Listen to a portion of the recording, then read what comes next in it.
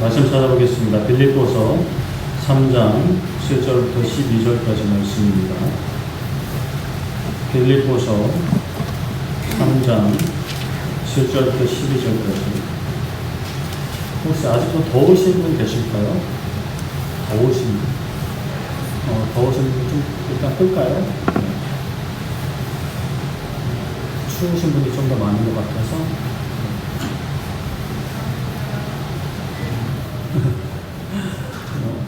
무엇이냐, 더우신 분들은 이렇게 제스처를 좀 취해주시면 일단 첫째로 선풍기 좀 제공해드리고, 너무 많으시면 에어컨 다시 틀도록 하겠습니다. 네, 빌립보서 3장 7절부터 12절까지 한 절씩 교독하도록 하겠습니다.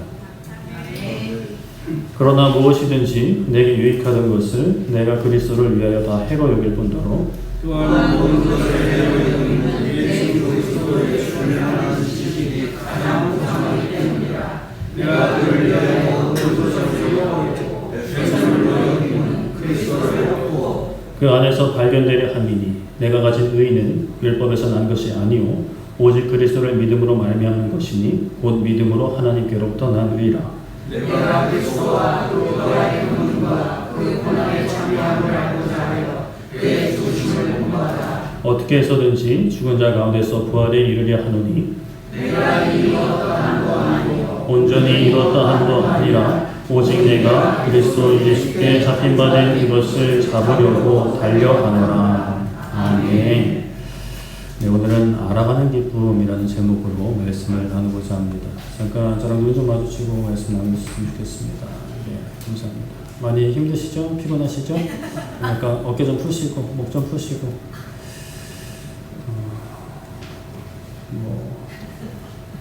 네. 쭉 푸세요. 쭉 푸세요. 네. 멍 때리는 것보다 낫지. 네, 여러분들 이제 학창 시절 기억하시려나 모르겠습니다. 학창 시절은 좀 어떠셨는지 잠깐 생각을 해봤으면 좋겠어요. 학교 다니는 것이 즐거우셨는지, 아니면 괴로우셨는지, 아니면 그냥 뭐 아무 생각 없이 그냥 뭐 가라니까 가고, 오라니까 오고, 졸업하라니까 졸업해서 살아오셨는지. 학교 다니는 것 자체를 즐거워하는 학생들이 있습니다. 그 친구들 중에 많은 수는 사실 공부가 즐겁다기보다는 그냥 친구들이 있으니까, 뭐 집에 있으면 심심하니까 이렇게 이제 학교 가는 것을 좋아하는데, 그 중에서도 정말 공부가 즐겁고 배움이 즐거워서 학교 가는 것이 즐겁다 하는 친구들도 간혹 있기는 했습니다. 이렇게 책 읽는 거 좋아하시는 분들도 계시고, 여러분들 어때요? 책 읽는 거 좋아하세요? 저는 사실 좋아하지 않아서 이제 나중에 좋아하게 하려고 많이 노력하고 지금도 노력하고 있는데, 그런 분들이 계시더라고요.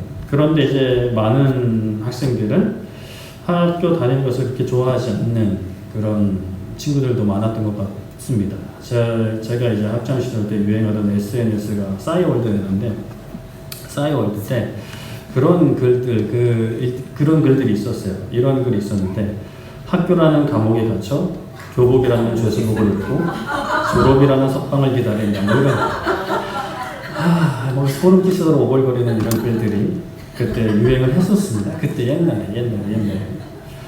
뭐 그때는 이제 그런 글들이 유행이었는데, 그런데 사실 글쎄요, 사회 나와보면 좀 생각이 좀 달라지죠. 물론 쭉 가시는 분들 계시는데 학교가 완전하진 않습니다. 친구들 요즘은 뭐 특히나 학교 폭력 뭐 이런 것들이 너무 많고, 또 교권이 무너지고, 뭐 교사들도 힘들고 학생들도 힘들고, 또 교사분들 중에서는 정말 선생님이라고 할 분도 계시지만 저게 사람이 맞나라는 인간도 가끔 이제 있습니다. 이제 어떤 사명감 없이 그저 돈을 벌기 위해서 직업을 선택했고, 그 중에 스트레스가 쌓이다 보니까 또 아이들한테 이렇게 막 폭력적으로 이제 스트레스를 푸시는 분들도 있었죠. 여러 문제가 있었습니다. 그러나 그래도 이제 보편적으로 보면 학창 시절 때 우리가 학교에서 느꼈던 어떤 간섭, 억압이라고 생각했던 것들 중에 적지 않은 부분들이 보호와 지도였다라는 것을 고백할 수 있는 것 같습니다. 물론 이게 사람들이 과거를 좀 이화해서 생각하느라 좀 아름답게 꾸며내는 것도 분명히 있을 것 같긴 한데, 또 분명히 이제 부당한 억압도 있었긴 하지만 그래도 학창 시절이 좋았다라고 이제 말씀하시는 분들이 더러 있으실 것 같아요. 왜냐하면 학교를 졸업하면 자유로울 것 같고 내가 하고 싶은 거, 할 수 있는 거 다 할 수 있는 것처럼 생각을 했었지만 사실 졸업을 하고 어른이 되면 사회에 나가면 오히려 더 제약이 많고 오히려 그 하는 일에 대한 엄청난 책임, 그나마 학창시절 학생일 때는 그냥 선생님한테 꾸중 듣고 말 일을, 벌점 받고 말 일을 사회에 나가면 이게 직접적인 어떤 삶의 타격으로, 책임으로 다가오니 이런 어떤 일들을 겪으면서 그래, 차라리 그때가 나왔다라는 어떤 그런 생각들, 착각일 수 있겠지만 이런 학창시절이 참 좋았던 것. 근데 사실은 좋았던 것은, 정말 중요한 것은 뭐 기타 등등 그런 어떤 삶의 뭐 추억들도 있고 여러 가지 모습들도 있지만 학창시절에는 교육과 훈련의 시간이 있었다라는 사실을 우리가 기억을 할 필요가 있습니다. 지식을 배우고 규칙을 지키며 친구들과 지내는 관계를 통해서 사람이 살아가는 사실 훈련을 하는 거죠. 그런데 이런 균형이 무너져 버리고 대학 입시만을 위한 공부를 하니 나와 다른 사람들을 배려하고 양보하는 것을 배우기보다 그저 어떤 수학적인 지식이나 뭐 암기적인 지식을 배우기에 급급하다 보니 따돌리고 괴롭히는 것들을 방치하게 되고, 그리고 나만 아는 어떤 그러한 삶을 가지고 있다 사회로 나가버리니까 사회 또한 비슷하게 흘러가는 것이죠. 학교가 건강해져야 하는데 학교에 다녀야만 교육받고 훈련하는 것은 또 아닙니다. 우리가 저번 주에 다룬 우리의 인생은 영원한 하나님 나라를 준비하는 어떤 과정이다라고 말씀을 드렸죠. 그런 관점으로 보면 우리는 인생 전반에 걸쳐서 배우고 훈련해야 합니다. 저번 주에 우리가 이제 영원한 하나님 나라를 준비하는, 우리는 약속받은 하나님의 백성이다라고 말씀을 드렸죠. 그런 관점에서 구제와 사회 참여를 살펴보았습니다. 예수님을 믿는 사람들이 늘어나며 사람들은 물건을 서로 통용했었죠. 예수님 그 부활하시고 승천하신 지 얼마 되지 않았을 때 모아서 필요한 만큼 나눠 썼습니다. 이것은 이제 곧 예수님이 금방 다시 오셔서 모든 것을 정리하실 것이라는 어떤 생각, 이 세상의 끝이 금방이다라는 생각도 있었지만 형제 중에 작은 자에게 나누어 주는 것이 예수님께 드리는 것이다 라는 그 말씀을 믿음으로 나누는 그런 삶의 모습들이 있었죠. 오늘날에도 그것을 유효하고 우리가 나 자신의 어떤 재산만 축적하기 위해서 하는 것이 아니라 지극히 작은 자들을 먼저 돌보는 것이 필요한데, 그렇기 위해서는 우리가 이 땅에서 어떤 필요한 만큼만 누리는 어떤 검소의 자세도 필요하다라고 말씀을 드렸습니다. 그러나 그 기준을 우리가 뭐 어떻게 딱 정할 수는 없고 각자 상황에 따라서 믿음에 따라서 정한 다음에 그것에 합당하게 살아가야 한다라고 말씀을 드렸죠. 그리고 사회 참여라고 하는 것은 뭐 단순히 정치권으로 나가는 것만 다 사회 참여가 아니라 우리가 살아가는 모든 일상에서 구원받은 자, 예수님 안에서 다시 태어난 자답게 살아가는 것. 가정이든 직장이든 뭐 사업장이든 친구들과의 관계이든 그냥 길에서 운전을 하든 걸어다니는 버스를 타든 모든 상황 속에서 우리가 회개와 거듭남에 합당한 열매를 맺는 것. 그래서 특히 경제생활에 있어서는 정직하게 벌고 정직하게 지출하고 사회 속에서 그릇된 가치관은 또 목소리도 낼 수 있어야 한다라고 말씀을 드렸죠. 그렇게 영원한 하나님 나라에 대한 살아있는 소망을 가지고 우리가 오늘을 살아가는 것입니다. 어떻게 지난 한 주간 좀 소망을 가지고 살아가셨는지요? 아니면 그냥 살던 대로 바쁘니까 몸에 지쳐서, 일상에 지쳐서, 일에 지쳐서 소망을 잃어버리고 슬픈 얼굴로 살지는 않으셨는지요? 우리의 인생이 이 세상의 끝이 아니라 영원한 하나님의 나라가 있고 이 인생은 그 영원한 하나님의 나라를 준비하는 과정이라 한다면, 자, 준비를 해야 되는데 저번 주도 이제 구제와 사회 참여라는 측면에서 그 준비를 살펴보았는데 오늘은 우리가 이제 그 아까도 학교와 공부를 언급을 했듯이 우리가 초등, 중등, 고등학교를 통해서 한 사람이 사회 속에서 잘 살아갈 수 있도록 교육을 받고 훈련을 받는다라는 것이라고 한다면 우리도 이제 영원한 하나님의 나라를 준비하는 과정 가운데 영원한 삶을 누리기 위해서 한 사회의 한 구성원으로서 한 개인이 그래도 뭐 세상의 기준이겠지만 행복하게 살기 위해 초등, 중등, 고등 교육을 받는다면, 또 추가적으로 대학을 받고 뭐 대학원 교육을 받는다면 우리도 영원한 나라에서 한 사람으로, 한 구성원으로 살기 위해 이 땅에서 준비를 해야 되는데, 자, 먼저는 들어가야 합니다. 한국 사회는 학교를 졸업하면 뭐 들어가고 못 들어가고 없어요. 그냥 다 졸업을 하는 거예요. 사실 뭐 유급제도가 있고 뭐 그런 것들이 있긴 하지만 사실상 그런 걸 엄격하게 이제 하는 학교는 별로 없는 것 같아요. 그런데 이제 하나님 나라는 사실 이게 우리가 인생을 졸업한다고 이 땅에서의 삶을 졸업한다고 다 들어가는 것은 아니죠. 물론 모든 사람이 이 땅에서의 삶은 졸업은 하지만 그게 육체의 죽음으로써 모든 사람이 다 죽음에 이르지만 그 육체의 죽음 이후에 영원한 하나님의 나라에 들어가는 이가 있고 들어가지 못하는 이가 있다라고 우리가 있죠.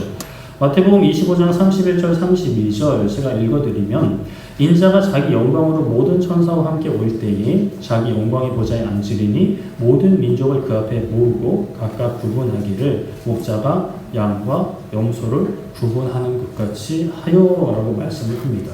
마지막 날에 이 땅의 모든 이들이 양쪽으로 구분된다는 거예요. 막 딱 반절라서 뭐 500명 이렇게 나누는 것은 아닌데 나눈다는 거예요. 하나님의 나라를 상속받을 사람들, 그렇지 못한 사람들.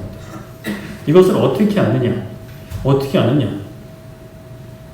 사람들이 내세에 대해서 이 땅에서의 인생이 끝나고 그 다음에 어떤 그 삶에 대해서 어렴풋이 생각하고 상상하는 것들, 그리고 각 종교마다 이렇게 생각하는 것들이 있어요. 주장하는 것들이 있어요. 그러나 이것을 분명히 아는 것을 좀 배워야 하는데요. 배우는 것도 이제 제대로 배우냐. 그 영원한 하나님의 나라, 그 내세에 대해서 제대로 배워야 하는데 누구한테 배우느냐. 길거리에 다니면서 그냥 아무도 모르는 사람한테 배우느냐, 아니면 권위가 있고 뭐 공신력 있는 사람한테 배우느냐. 우리가 이제 대학에 가거나 대학원에 가면 과제를 하죠. 과제를 하고 레포트를 내고 논문을 쓰는데 그때 우리가 자기 혼자 머릿속에 있는 것만 쓰진 않습니다. 자료조사라는 걸 한단 말이에요. 다른 사람들이 뭐 어떤 얘기를 했고, 뭐 세상에 어떻게 돌아가고, 뭐 이런 일이 있었고를 이제 조사를 해서, 그거를 이제 취합을 한 다음에, 내 말로 이렇게 쫙 이렇게 풀어내야 된단 말이에요. 그래야 되는데, 이제 그거를 이제 자료조사를 할 때 중요한 게 있어요. 뭐냐? 그 나무위키라고 혹시 아시나 모르겠네. 나무위키 아세요? 나무위키가 뭐냐면 사이트인데, 그 백과사전 같은 거예요. 근데 백과사전 같은 건데, 뭐 이렇게 그 어떤 특정 사람이나 그룹이 만든 게 아니라 모든 사람들이 참여할 수 있어요. 근데 그게 자격 요건이나 이런 게 필터링이 전혀 없어요. 그러니까 아무나 막 쓰는 거예요. 그러니까 사실 뭐 예를 들어서 연예인 누구다 하면은 연예인이 봤을 때 내 이야기가 아닌 것도 막 써 있는 거예요. 왜? 아무나 다 쓸 수 있으니까. 다 수정할 수 있고 기록할 수 있으니까. 그래서 그런 나무위키나 유튜브에서 자료를 찾아왔다. 그래서 대학원에서 그거를 자료조사를 해서 레포트를 냈다? 그러면 인정을 받을까요? 못 받을까요? 못 받아요. 왜냐? 이 자료 자체가 그런 권위가 떨어지기 때문이에요. 그게 사실일 수 있어요. 맞을 수 있는데, 누가 기록했는지 검증이 안 된다는 거예요. 유튜브도 마찬가지예요. 물론 유튜브에도 진짜 세계적인 석학들이 자기의 얼굴과 이름을 걸고 이야기하는 것들이 있어요. 그런 것들은 믿을만한 거죠. 하지만, 그래도 대학이라는 학문에서는 같은 학자라도 유튜브에서 보는 것보다는 그 사람이 쓴 책, 그 사람이 낸 기사 같은 것을 자료조사로 해야지 유튜브나 나무위키를 긁어다가 이렇게 자료조사를 하면 좋은 점수를 받기가 힘들죠. 그렇게 이제 어떠한 정보를 우리가 얻음에 있어서 정보를 말하는 사람의 어떤 그 권위, 그 사람의 어떤 능력을 우리가 살펴야 한다면 이 세상의 끝과 그 다음에 영원한 삶, 내세에 대해서도 당연히 그것에 대해서 권위가 있는 자든지 잘 아는 사람이든지 경험을 많이 한 사람이든지를 찾아서 물어봐야겠죠. 자, 일단 직접 경험해 본 사람의 말이라면 좀 신빙성이 있을 텐데, 근데 이제 이게 사실 진짜로 경험했는지 안 했는지 사실 어렵죠. 왜냐? 내가 직접 본 게 아니니까. 자기 경험했다라고 하는데 경험한 사람마다도 말이 다 다르니까요. 가장 좋은 것은 경험한 사람도 경험한 사람이지만 만약에 이 세상을 만든 존재가 있다, 이 세상 이후의 삶에 대해서 그 삶을 만든 존재가 있다라고 한다면, 그 삶을 만들고 주관하는 존재가 있다면 그분을 찾아가서 그 존재를 찾아가서 물을 수만 있다면 그것이 가장 좋겠죠. 어떠한 권위보다 더 큰 권위로 우리에게 바른 정보를 전달해 줄 것입니다. 특별히 거짓말을 하지 않는 한. 약 2000년 전에 그분, 이 세상을 만드시고 모든 것을 주관하시고 영원한 하나님 나라의 주인 되시는 분의 아들이란 존재가 이 땅에 태어났다라고 우리는 믿죠. 그런데 문제는 그거예요. 진짜 그 당시에도 그랬어요. 당신이 하나님의 아들이 맞냐? 당신이 우리가 기다리던 그 존재가 맞냐? 그분이 맞냐라고 사람들이 계속 물어봤어요. 왜 그러냐? 눈에 보기에는 사실 다른 사람과 별반 다른 게 없는 거예요. 태어날 때부터 여기 나 하나님 이러고 쓰고 태어났다라면 우리가 뭐 구별을 할 수 있겠지만, 그러나 그냥 외모만큼은 똑같은 거예요. 오히려 더 신분이든지 태어난 위치든지 사는 동네든지 이런 걸 따져볼 때는 진짜 별 볼 일 없는 그런 존재셨거든요. 그러니까 사람들이 물어보는 거죠. 당신이 그 사람이 맞냐? 그 존재가 맞냐? 하나님의 아들이 맞냐? 그래서 믿는 사람들도 있었는데 끝끝내 믿지 않는 사람들도 있었어요. 그래서 그 아들을 보내신 하나님께서 그냥 막 대체롭게 보내주신 게 아니라 표적과 증거를 보여주십니다. 이 존재, 이 사람들의 눈에 볼 때는 그냥 사람인 이 존재가 이 세상을 만드신 하나님의 아들이라는 것을 가리키는 표적, 그리고 옛날부터 선지자를 통해 말씀하신 것들을 이루어 주시는 거예요. 하필 그 시기에, 그분이 태어난 그 시기에 인구조사가 일어나서 나사렛에서 잘 살고 있는 가족을 이동하게 하사 베들레헴에 태어나게 하신 것도 구약의 예언을 이루기 위함이었고, 태어날 때도 큰 별이 나타나서 동방에서 박사들이 찾아오고 들에서 자는 목자들에게 천사들이 나타나서 지극히 높은 곳에서는 영광이고 땅에서는 하나님이 기뻐하시는 이들에게 평화다라고 선포를 한 거예요. 여러 가지로 이 태어나는 이 아기가 그냥 평범한 인간이 아니라는 것을 이제 증거한 거죠. 그리고 어릴 때부터도 좀 남다르셨어요. 특별히 막 엄청나게 어릴 때부터 막 드러내시지는 않으셨는데 성전에서 평생을 걸쳐 율법을 공부한 학자들과 그 어린이가 대화를 나누는 거예요. 사실 말이 안 통할 텐데 대화를 나누는 거죠. 율법에 대해서, 말씀에 대해서 그만큼 알고 계시다는 거예요.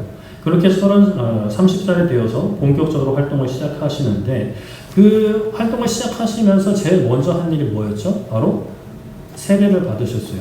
세례를 굳이 안 받으셔도 되는데 세례를 받으실 때 하늘에서 어떤 음성이 들렸느냐? 라고 1장 11절에 하늘로부터 소리가 나기를 너는 내 사랑하는 아들이라 내가 너를 기뻐하노라 라고 하늘에서 음성이 들리는 거예요. 아주 그냥 예수님만 들은 게 아니라 주위 사람들까지 다 듣게. 그리고 예수님이 하신 말씀에는 힘이 있으셨습니다. 이제까지 말씀을 많이 들어왔던 유대인들이 듣기에 다른 율법 교사들이나 서기관들이나 바리새인들이나 사두개인들이나 이 사람들이 이야기하는 것과 예수님이 이야기하는 것은 달랐어요. 뭔가 달라도 다르다? 그냥 좀 엉뚱하게 다른 게 아니라 힘이 느껴지는 거예요. 권위가 느껴지는 거예요. 그리고 실제로 어떤 일이 일어나느냐? 귀신이 쫓겨나고 질병이 나오는 거예요. 먹을 것이 없어서 배고파던 이들을 작은 것으로 많이도 먹이셨어요. 이것은 우리의 영혼의 양식, 생명의 양식이 되시고 우리를 죄와 사망에서 자유케 하시는 그리스도라는 것, 왕이라는 표적이고 증거였다는 거죠. 그런데 그분이 갑자기 죽으셨어요. 아무런 힘도 없이, 아무런 능력도 없이 그저 잡혀서 힘없는 어떤 패배자처럼 죽으셨어요. 그러나 그것 또한 다 하나님의 계획 안에 있었고 선지자들의, 예언자들의 예언에 있었다. 힘없이 죽으셨지만 다시 살아나셨다는 거죠. 3년간 동고동락했던 제자들도 그 사실을 처음엔 믿지 못했어요. 다시 살아날 것이라고 미리 말씀하셨는데도 기억하지 못했어요. 어떤 제자는 다른 제자들이 부활하신 예수님을 만났다라고 이야기하는데도 나 못 믿겠다. 내 눈으로 보고 내 손가락 그 구멍난 구멍에 넣어봐야만 내가 믿겠다라고 이야기했습니다. 그런데 예수님이 직접 나타나셔서 넣어봐라 라고 하셨죠. 그러시면서 다만 보지 못하고 만지지 못하고 믿는 자가 복되다라고 하셨죠. 그 예수님이 사실이라면, 이러한 기록은 우리가 성경책을 통해서 우리가 알 수 있는 사실인데, 이게 진짜라면, 만약에 이게 진짜 사실이라면, 역사적인 사실이라면, 예수라는 인간이 존재했다라는 것은 당연히 역사적인 기록이고 사실인데, 그 예수님이 진짜 세상 사람들이 말하는 인간 예수가 아니라 하나님의 아들이었고 부활하신 것이 사실이다. 그리고 하늘로 올라가신 것이 사실이다라고 한다면 그 예수님이 우리의 삶에 대해서 영원한 하나님 나라에 대해서 말씀하셨다? 그러면 그것은 당연히 믿어야 하고 당연히 따라야 하는 것입니다. 세상 어느 누가 말한 것보다도 당연히 신뢰도가 있는 거예요. 왜냐? 우리의 삶이든 이 세상이 끝난 이후에 영원한 나라든 그 나라를 만들고 다스리는 존재가 바로 예수님이기 때문이죠. 그 예수님이 말씀하신 거라면 당연히 우리가 이해가 되지 않더라도 믿어야 되는 거예요. 만약에 내가 뭐 어떤 전혀 전문 분야가 아니고 내가 만약에 초등학생인데 저 대학원 석박사까지 마치고 나온 어떤 물리학자가 이야기하는 물리 내용 내가 이해 안 된다고 해서 너 틀렸어 라고 이야기하면 안 되는 것처럼 예수님이 말씀하신 것들, 하나님이 말씀하신 것들 내가 이해가 안 된다 라는 것들이 있다면 일단은 뭐 고민해 볼 필요가 있고 지혜를 달라고 기도하고 구하겠지만 공부도 하겠지만 그러나 우리가 부족해서 이해를 못하는 것이지 하나님이 엉뚱한 소리를 하시는 것은 아니다라는 생각이 필요한 거죠. 예수님께서 그런 예수님께서 세상에 계속 계셔서 우리가 오늘날까지 좀 계셔가지고 영원한 예수님이신데 죽지 않으시는 예수님인데 오늘날까지 계셔서 계속 우리에게 좀 답도 주시고 TV에 나와서 유튜브도 나오셔가지고 막 좀 가르쳐 주시고 이러면 사람들이 예수님 많이 믿을 것 같은데 근데 하늘로 올라가셨어요. 며칠 안 계시다가 올라가셨어요. 부활하신 이후에 올라가셨죠. 하늘로 올라가셔서 근데 하실 일이 있으셨고 지금 우리에게는 더 필요한 성령님을 보내주셨습니다. 우리 한 사람 한 사람 마음속에 역사하실 수 있고 역사하시는 거룩한 영 성령님을 보내주신 거죠. 그 예수님께서 하늘로 올라가시기 전에 제자들에게 당부한 말씀, 명령이 있는데 우리가 잘 아는 말씀 마태복음 28장 19절 20절 말씀 그러므로 너희는 가서 모든 민족을 제자로 삼아 아버지와 아들과 성령의 이름으로 세례를 베풀고 내가 너희에게 분부한 모든 것을 가르쳐 지키게 하라 볼지어다 내가 세상 끝날까지 너희와 항상 함께 있으리라 라고 말씀을 하십니다. 우리가 이제 저 앞에 나와 있는 두 번째, 왼쪽에서 두 번째 선교와 전도할 때 다뤘던 말씀이기도 하죠. 너희는 가서 선교와 전도를 하라는 거예요. 모든 민족 가리지 말고 유대인 니들끼리 놀지 말고 모든 민족을 제자로 삼아라. 제자로 삼는 것은 세례를 베푸는 것으로 시작되는데 물론 강제로 베푸는 게 아니라 원하는 이들 세례를 베푸는 것으로 시작을 하는데 세례를 믿는 자들이 세례는 믿는 자들이 나 이제 예수님 믿습니다. 예수님 영접합니다. 예수님이 죽으시고 부활하신 것을 인정하고 받아들입니다. 라는 고백인데 그 고백을 하는 이들이 이제 세례를 받고 신앙이 끝이 아니라 이제 거기서부터 본격적으로 신앙생활을 시작하는데 가르쳐 지키게 하라 라고 말씀을 합니다. 가르쳐, 교육하고 지키게 하라. 훈련시키라는 말이에요. 무엇을요? 예수님께서 분부한 모든 것을 교육하고 훈련시키라 라는 것이죠. 이렇듯 우리가 예수님께서 분부하신 것들 뭐가 있을까요? 예수님이 자기가 말씀하셨죠. 내가 누구고 너희는 누구고 너희와 나와의 관계가 어떻고 너희는 앞으로 어떻게 해야 되고 무엇을 기다려야 하고 무엇을 준비해야 하고 이런 것들을 많이 말씀을 하셨어요. 그렇게 이제 말씀을 하시는 것들을 우리가 가르치고 배우고 훈련시키고 훈련받는데 이거는 선택지가 아니다라는 겁니다. 나 예수님 믿을게요. 알겠습니다. 예수님 믿을게요. 오케이. 그리고 세례받고 땡? 아닌 거죠. 예수님을 믿는다. 신앙생활을 한다. 교회의 구성원이 되어서 교회의 일원으로서 이제 신앙생활을 한다라는 거는 계속해서 배우고 훈련하는 것을 당연한 과정, 당연한 열매입니다. 참 좀 그런 부분이 있긴 합니다. 사실 예수님을 믿기로 결단하는 것도 세례를 받는 것도 쉽지 않은 부분이 있죠. 어떤 이들은 그냥 너무나 쉽게 그래요 예수님 믿을게요 하시는 분들도 계시지만 어떤 분들은 정말 여러 이유로 고민하고 어렵게 결단해서 예수님을 믿으려고 이제 하시는 분들이 계세요.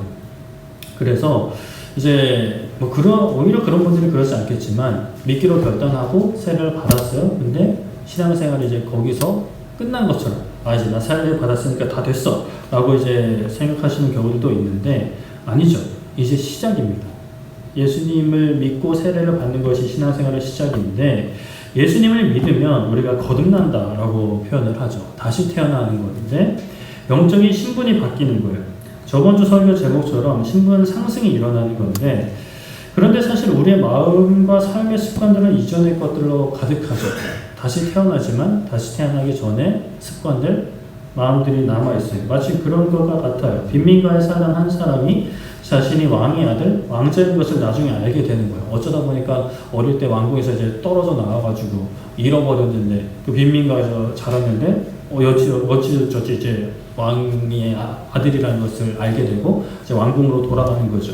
그래서 몸을 깨끗이 단장하고 왕자의 예복을 입습니다. 그 사람은 왕자가 맞아요. 그러나 그 왕궁에서의 생활이 처음부터 착착착 맞을까요? 아, 그렇지. 역시 내가 왕의 후손이 맞았어 라고 하면서 그 왕궁의 예법들이나 뭐 어떤 그런 의복들이 아주 그냥 몸에 착착착 달라붙을까요? 그럴 수도 있겠지만 보편적으로 생각하면 그렇게 어렵겠죠. 빈민가의 생활이 더 편하지. 그냥 그냥 막 대충 뭐 손으로 막 퍼먹고 막 이런 게 편하지. 막 야채 먹을 때는 이 나이프로 먹고 고기 먹을 때는 저 나이프로 먹고 뭐 물컵은 이거 쓰고 뭐 포도주 컵은 이거 쓰고 뭐 이런 예법이 불편하단 말이에요. 그렇게 편하게 거칠게 살아온 인생인데 왕자의 신분이 되었으니 왕자의 삶을 익혀야 하는 것이 우리의 신앙생활, 우리의 교회로서 교육과 훈련이다라고 할 수 있겠죠. 골로새서 1장 28절에 우리가 그를 전파하여 각 사람을 권하고 모든 지혜로 각 사람을 가르치는 각 사람을 그리스도 안에서 완전한 자로 세우려 함이니 라고 말씀을 해요. 여기서 그는 골로새서 1장 28절에 말하는 그는 예수 그리스도신데요. 28절 앞에 27절에 언급하는 영광의 소망이신 예수 그리스도십니다. 예수 그리스도를 전하여 각 사람을 권합니다. 권면하는 건데 예수님에 대해서 그를 믿고 영접한 삶에 대해서 권면하고 모든 지혜로 가르쳐야 한다라고 말씀을 하죠. 인간의 지혜가 아니라 하나님께서 허락하시는 지혜로 인간의 경험과 지식까지도 사실 사용해서 가르칩니다. 무엇을 위해서 가르치냐? 무엇을 위해서 훈련하냐? 각 사람을 그리스도 안에서 완전한 자로 세우기 위함이다. 아직은 완전하지 않다는 거예요. 예수님을 믿었지만, 세례를 받았지만, 신앙생활을 시작했지만, 교회에 등록을 하고 교회 구성원이 되었지만 완전하지 않다라는 거예요. 신분 자체는 완전해요. 영적인 신분 자체는 완전한데 그 영적인 신분에 따라오는 나의 삶이 완전하지 않다는 거죠. 영적인 신분은 하나님의 아들이 된 거예요. 하나님 나라의 왕의 아들이 된 거죠. 그런데 그 삶이 열매가 뒤따라하지 못하는 상황이니 영적인 신분에 맞는 삶으로 권하고 가르치는 거예요. 그리고 훈련하는 거예요. 그러나 또 이게 각 사람만 알아서 자기 개인이 알아서 하는 게 아닙니다. 에베소서 4장 13절에 우리가 다 하나님의 아들을 믿는 것과 아는 일이 하나가 되어 온전한 사람을 이루어 그리스도의 장성한 분량이 충만한 데까지 이르리니 라고 말씀을 해요. 우리 믿는 사람들이, 예수님 믿는 사람들이 나 예수님 믿는다 라고 이제 뭐 다 따로따로 마치 잘난 대로 사는 게 아니라 우리 모두가 하나님을 믿는 것과 아는 일에 여기서 하나님의 아들 예수님을 믿는 것을 덮어놓고 믿는 게 아니죠. 무조건 믿습니다 라고 하는 게 아니라 말은 좋아 보이지만 이제 엉뚱한 존재를 예수님이라고 믿을 수 있기 때문에 이제 우리가 예수님에 대해서도 교육하고 배워야 되는 거죠. 예수님이 누군지는 알아야 될 거 아니에요. 왜 죽었는지, 왜 이 땅에 오셨는지, 그런 예수님을 믿는 일과 아는 일에 우리가 하나 되는 거예요. 제가 믿는 예수님, 여러분들이 믿는 예수님, 장로님들이 믿는 예수님, 권사님들이 믿는 예수님이 다 따로따로가 아니라 다 하나가 되어가는 거죠. 그것이 바로 교회고 교회의 정체성인 것입니다. 그렇게 되기 위해서 교회에는 가르치는 사람을 처음부터 세우셨어요. 에베소서 4장 11절에 그가 어떤 사람은 사도로, 어떤 사람은 선지자로, 어떤 사람은 복음 전하는 자로, 어떤 사람은 목사와 교사로 삼으셨으니 라고 말씀을 합니다. 다 말씀 전하고 가르치는 자들이 언급되는 거예요. 이 구절에서는. 말씀을 먼저 배우고 성령 하나님의 임재와 인도하심에 충만한 사람들이 삶에도 모범이 되고 지혜와 지식으로 가르치는 것이죠. 그런데 이게 딱 이렇게 가르치는 사람만 정해져 있는 것이 아니라 학교에서 선생님들만 가르치는 게 아니죠. 보면 친구들도 서로 가르쳐요. 뭐 엉뚱한 것을 가르치기도 하는데 이게 뭐 단순히 수학 문제를 가르치는 그런 게 아니라 살아가는 법을 알게 모르게 서로 가르치고 배우는 거예요. 그래서 옛 어른들이 친구를 뭐 잘 만나요 이런 말씀도 하시는데 교회도 이렇게 뭐 목사든지 아니면 교사든지 이제 세워서 성경을 가르치지만 서로 가르치고 배우는 모습도 있습니다. 골로새서 3장 16절에 그리스도의 말씀이 너희 속에 풍성히 거하여 모든 지혜로 피차 가르치며 권면하고 시와 찬송과 신령한 노래를 부르며 감사하는 마음으로 하나님을 찬양하고 라고 말씀을 합니다. 그리스도의 말씀이 너희 속에 우리 속에 풍성히 거할 때에 모든 지혜로 피차 가르치고 권면하라 라는 거예요. 서로 가르치라는 겁니다. 이게 이제 막 서로 훈계하고 막 삿대질하면서 너 네가 잘나네 내가 못나네 너 이게 뭐야 뭐 이런 식으로 하라는 게 아니라 서로 살면서 배우는 거죠. 함께 생활하면서 함께 섬기면서 교제하면서 배우는 겁니다.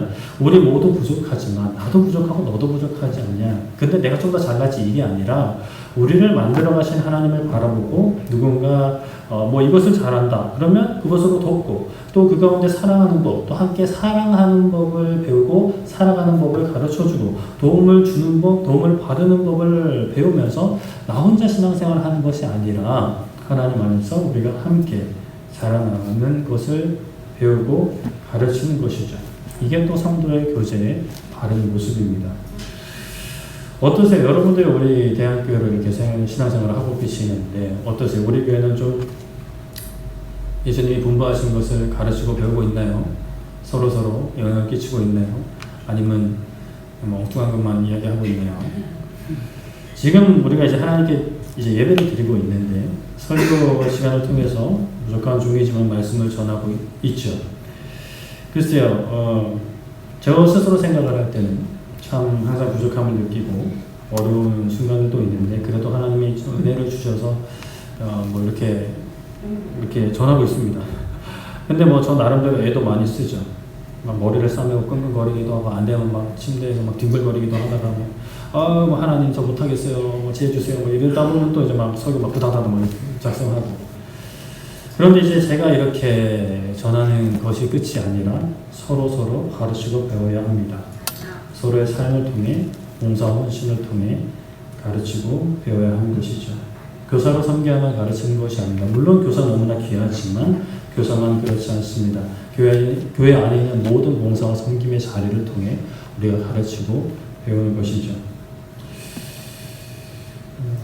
어떠세요? 이런 가르침과 배움과 훈련, 배운 것을 삶에 적용하기 위한 훈련, 나보다 남을 낮게 여기고 용납하고 섬기고 사랑하라는 말씀을 배운 곳에서 그치지 않고 삶의 순종으로 열매 맺기 위해 피곤하고 힘들지만 섬기고 봉사하고 헌신하는 훈련의 모습들이 있는가? 우리가 저번에 중고등부 친구들이 나와서 축구를 했는데도 그게 뭐가 가르치고 배우는 것이겠어요. 그러나 그 축구하고 밥 먹는 그 모든 시간에 뭐 저나 우리 선생님들이 보이는 모습들 말 한마디를 통해서 믿는 사람들이 평소에 어떻게 생각하고 어떻게 지내고 어떻게 노는지를 보여주는 거죠. 그래서 그날 밤에 내가 잘한 게 맞나? 라는 생각. 혹시 나 말 실수한 건 없나? 라는 생각을 하게 되는 거죠.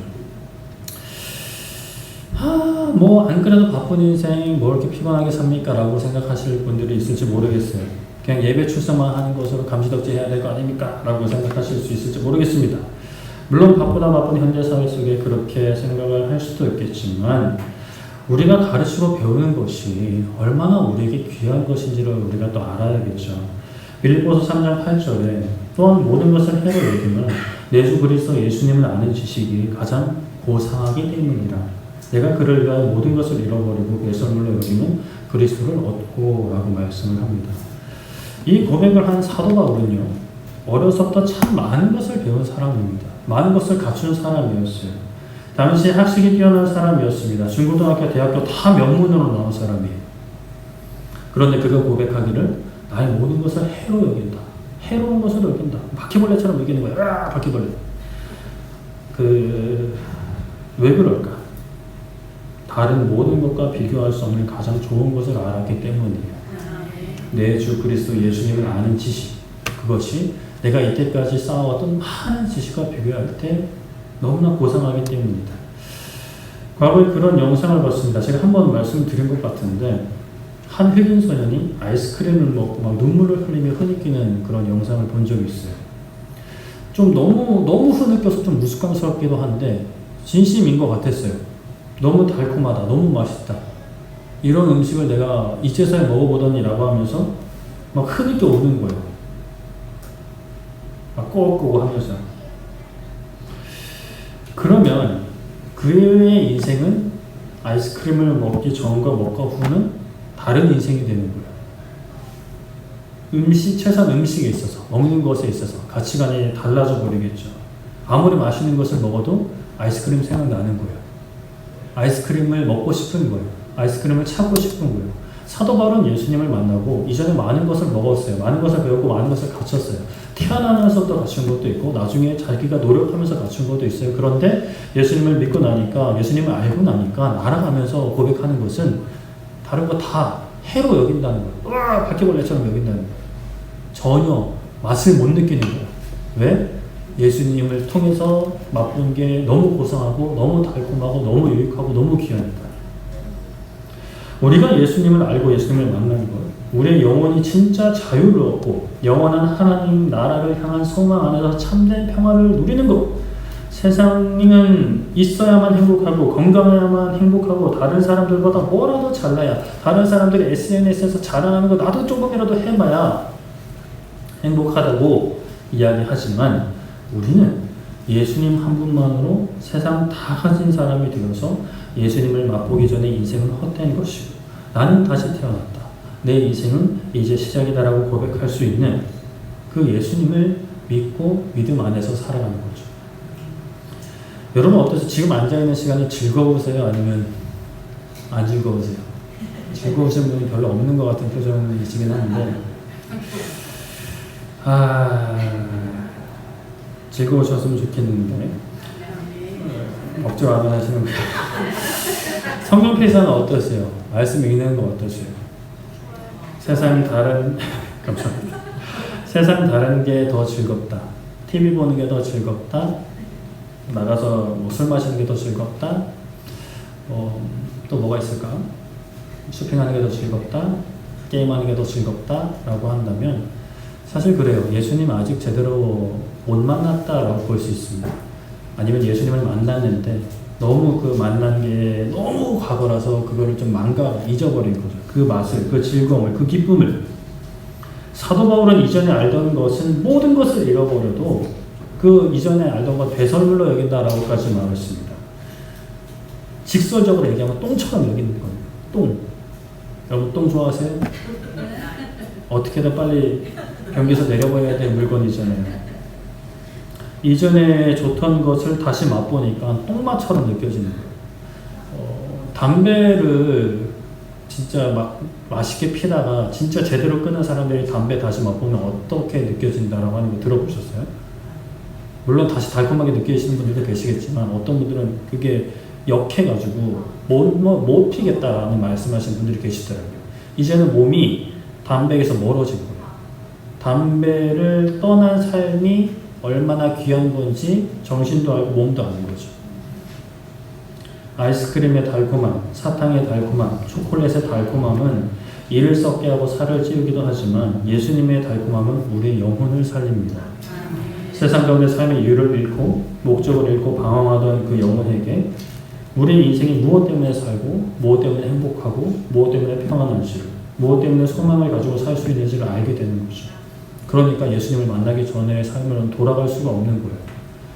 돌아가려는 유혹을 받을 수는 있죠. 세상의 삶이 교회 밖의 삶이 예수님을 모르는 삶이 때로는 너무나 좋아 보이거든요. 우리 눈에, 우리 코에, 우리 손에, 우리 귀에 만져주고 들려주고 보이는 것은 너무나 유혹하기 좋은 건데 진짜 예수님을 만난 사람들은 알죠.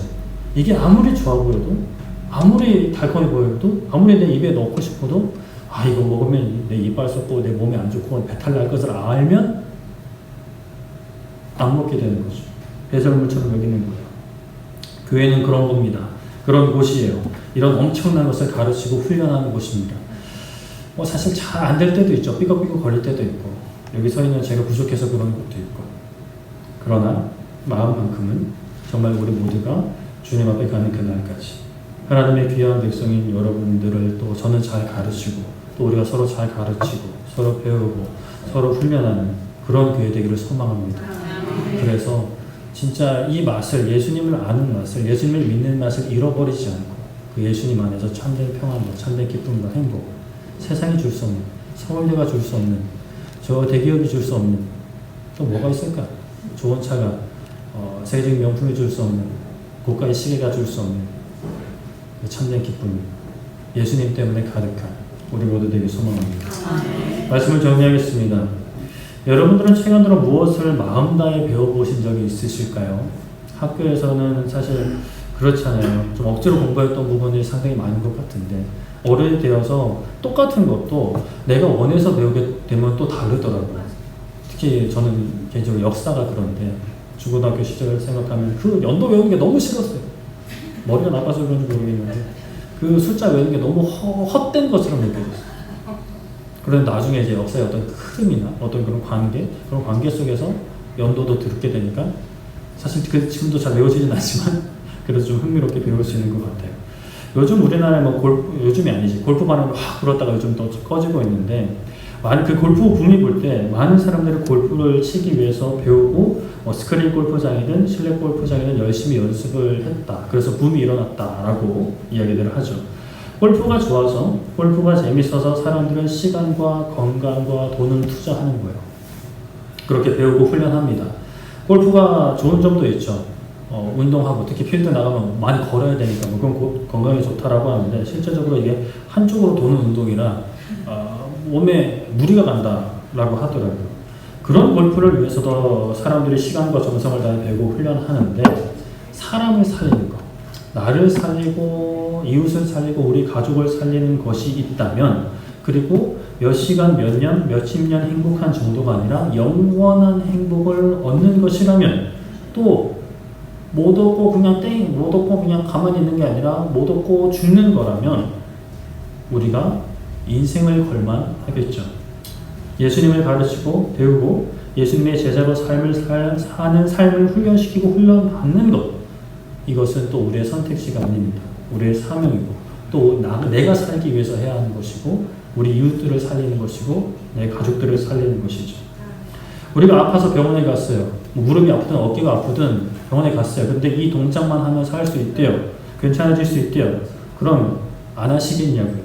아무리 힘들어도 계속 영상으로도 보면서 따라하고, 모르겠으면 선생님 찾아가서, 물리치료사 찾아가서 이게 맞냐고 좀 알려달라고, 보여달라고, 자세 잡아달라고 하겠죠.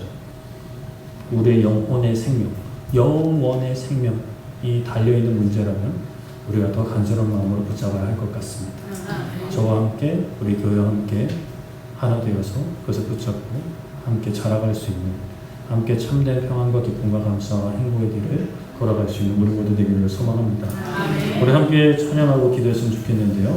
우리 악보집 오늘 새로 껴놨습니다. 23번. 새로운 찬양이나 좀 생소하고 어려우실 수도 있는데 그래도 크게 어렵지는 않은 것 같습니다. 우리 함께 찬양했으면 좋겠는데요. 말씀 앞에 경외함으로 홀로 섭니다. 아니 근데 우리는 같이 섰으면 좋겠어요. 홀로 서는 시간이 필요한데 같이 서야 합니다. 생명의 말씀 읽고 순종하며 예배하면서, 그 말씀은 힘이 있죠. 우리를 거룩하게 하고 영원한 하나님의 나라로 인도할 힘이 있습니다. 그 말씀에 두려워 떠는 사람, 그 말씀에 운명을 거는 사람, 생명을 거는 사람, 삶을 거는 사람, 당연히 합당한 결과를 얻게 될 것입니다. 세상에서도 헛된 것을 위해, 골프를 위해서도 시간과 정성을 투자하면 골프를 잘 치게 될 텐데 아예 운동광이 아닌 이상 영원한 생명을 약속한 이 말씀에 우리가 인생을 건다 얻게 될 것입니다. 우리 함께 찬양하고 기도하겠습니다.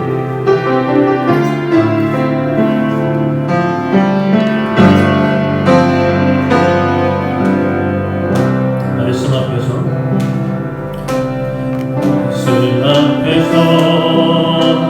경외함으로 주께 홀로 섭니다. 생명의 말씀 읽고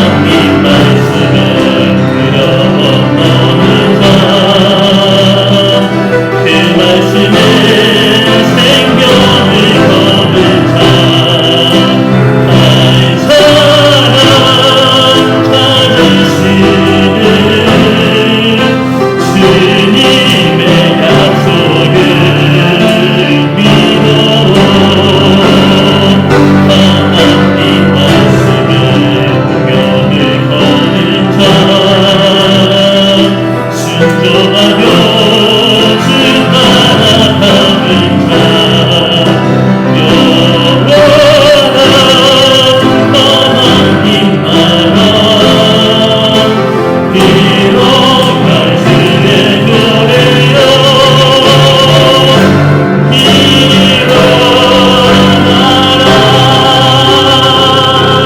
일어나라. 아멘. 이 시간에 이렇게 기도할 때 하나님, 우리가 말씀 앞에 살아가기 원합니다. 영원한 하나님의 나라 소망 가지고 살아가기 원합니다. 세상이 있고 없음에 괴로워하고 힘들어하는 인생을 졸업하고 이제는 하나님의 나라를 약속한 하나님의 나라에 합격한 예비 합격생으로 아버지 담대하며 평안을 누리며 기뻐하며 감사하며 살아가기 원합니다. 삶의 모습에 좌지우지 되지 않고 영원한 하나님의 나라의 근거를 두고 살아가는 우리의 삶이 되게 하여 주시옵소서. 우리의 마음이 되게 하여 주시고 우리의 영혼이 되게 하여 주시옵소서라고 주여 보여주고 기도하도록 하겠습니다. 주여! 살아계신 하나님 아버지, 이 시간 우리가 하나님 말씀을 붙잡고 기도합니다. 하나님 이 땅 가운데 우리가 돈이 없고 명예가 없고 건강이 없어서 힘들어하고 괴로워했던 인간관계에 있어서 힘들어하고 실패했던 많은 일들 하나님 앞에 다 내려놓기 원합니다. 아버지 하나님, 하나님을 알지 못하는 이들은 예수님을 만나지 못한 사람들은 그러한 것들로 인해 힘들어하고 괴로워하지만 아버지 하나님, 우리는 예수님을 만나고 예수님을 믿고 영원한 하나님의 나라를 상속받는 약속받은 사람으로 살아가기 원합니다. 마치 고등학생이지만 피임대학을 합격하고 예비 대학생으로 담대하게 살아가는 것처럼 우리가 이 땅에서 살아가지만 영원한 하나님의 나라를 약속받고 그 하나님 나라의 아버지 백성으로서 하나님 이 땅 가운데 살아가기 원합니다.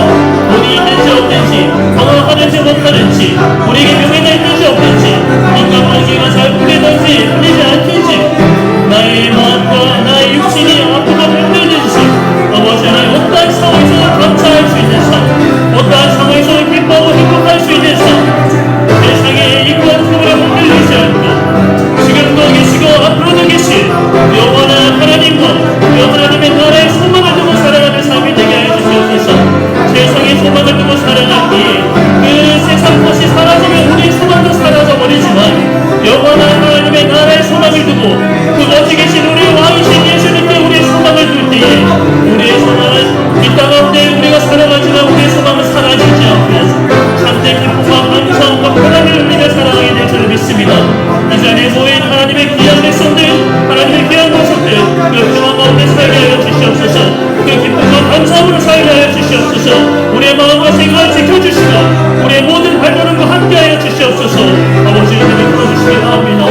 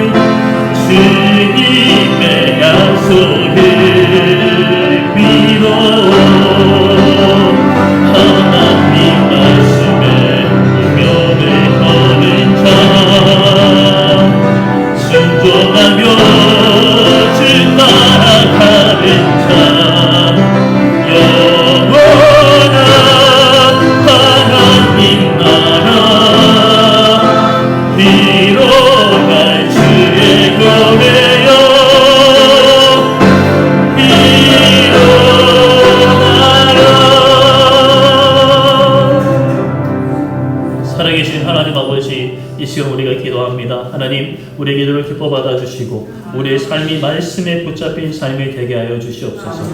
사도 바울이 말씀에 붙잡혀 있었을 때 그 말씀 때문에 박해받고 매를 맞고 죽을 뻔하고 감옥에 가도 기도하고 찬송할 수 있었던 그 소망, 그 힘이 우리 가운데 있기를 원합니다. 물론 우리가 세상 가운데 이왕이면 풍요롭게 살기 원하고, 이왕이면 건강하게 살기 원하고, 이왕이면 아버지 하나님 없는 것보다 있는 삶을 살기 원하지만, 그러나 우리 안에 예수님이 가득할 때 있고 없음이 중요한 게 아니라, 건강이 중요한 것이 아니라, 명예가 중요한 게 아니라, 인간관계가 중요한 게 아니라, 사회적인 평판이 중요한 게 아니라, 이미 내 안에 가득 찬 예수님 때문에 영원한 하나님 나라를 소망하고 있기 때문에 기뻐할 수 없는 상황에서도 기뻐할 수 있고, 감사할 수 없는 상황에서도 감사할 수 있고, 사랑할 수 없는 사람들까지 사랑할 수 있는 그러한 참된 그리스도인들, 참된 교회가 되기를 원합니다. 세상에 있다가도 없어질 것에 나의 생명을 걸지 않고, 나의 소망을 두지 않고, 영원히 계시고 영원히 존재하는 하나님, 예수님, 성령님, 그리고 우리가 거하게 될 영원한 하나님의 나라의 소망을 두고 오늘을 살아갈 수 있는, 우리 인생을 살아갈 수 있는 우리 모두 되게 하여 주시옵소서.